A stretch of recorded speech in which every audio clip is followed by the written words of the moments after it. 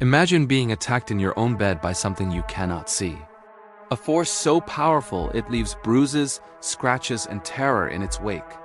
This is the story of the entity haunting, the terrifying case of Doris Bither. But was it truly a violent paranormal assault? Or the tragic story of a woman suffering under immense personal struggles? Today, we're exploring the parallel truths behind one of the most disturbing cases in paranormal history. In the mid-1970s, Doris Bither, a single mother, lived with her 4 children in a modest home in Culver City, California. It was a small, unassuming house, but soon after moving in, Doris claimed their lives turned into a living nightmare. She said she was being physically and repeatedly assaulted by invisible entities. Sometimes she claimed there was one attacker, other times there were multiple. She described the assaults with horrifying detail. She said she was thrown across the room by an unseen force, held down against her will, and violently attacked.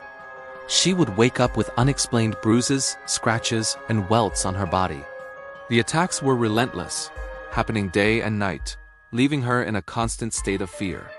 She felt like a prisoner in her own home, tormented by a predator she couldn't see, fight, or escape. The horror wasn't just limited to Doris.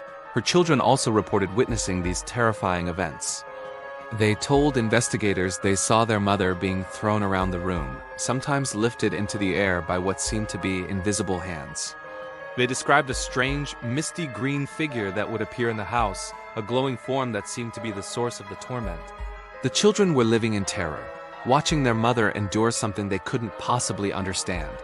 Desperate and terrified, Doris Bither sought help from anyone who would listen. She eventually connected with paranormal investigators, hoping they could explain what was happening and make it stop. In 1974, parapsychologists Dr. Taff and Gaynor began an extensive investigation into the case. What they claimed to experience would make the Bither house infamous. During their time in the home, Taff and Gaynor documented a range of bizarre phenomena. They reported witnessing strange lights appearing out of thin air, objects moving on their own, and strange, cold spots that would appear and disappear without explanation. They captured photographs that seemed to show mysterious, glowing orbs floating through the rooms.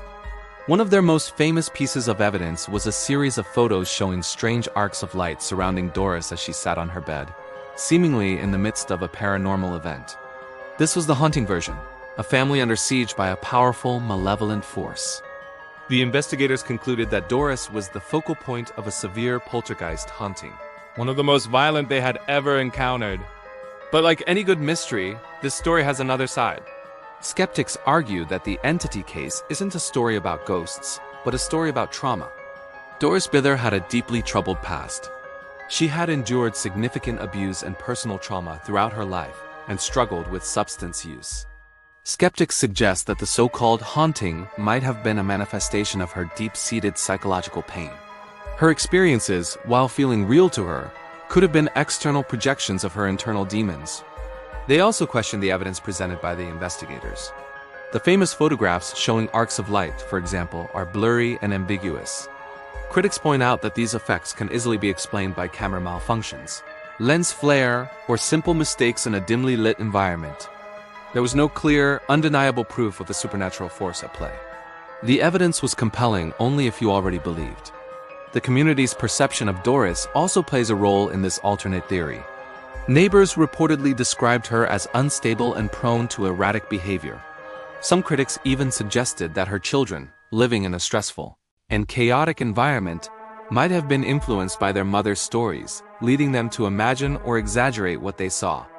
It's just a heartbreaking thought. Children trying to make sense of their mother's pain by adopting her supernatural narrative. Furthermore, some have accused the investigators, Taff and Gaynor, of sensationalizing the case. A story this dramatic was bound to attract attention, and a best-selling book and a Hollywood movie did eventually follow.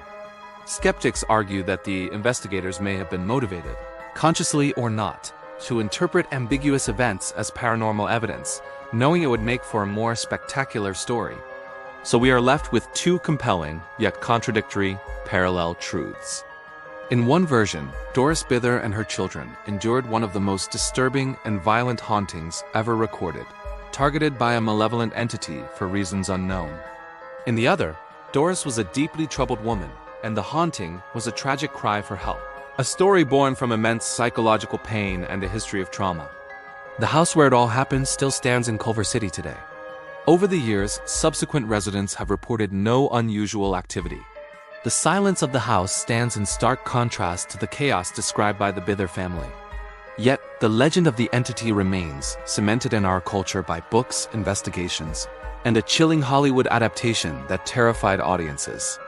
Was Doris Bither truly tormented by a paranormal predator? Or was she a victim of her own past, battling demons of a very different, but no less terrifying kind? The evidence is ambiguous, the witnesses are polarized, and the truth remains buried in the past. Which version of the story do you believe? Let me know your thoughts in the comments below. And if you want to explore more cases with parallel truths, be sure to subscribe for our next investigation. Thanks for watching.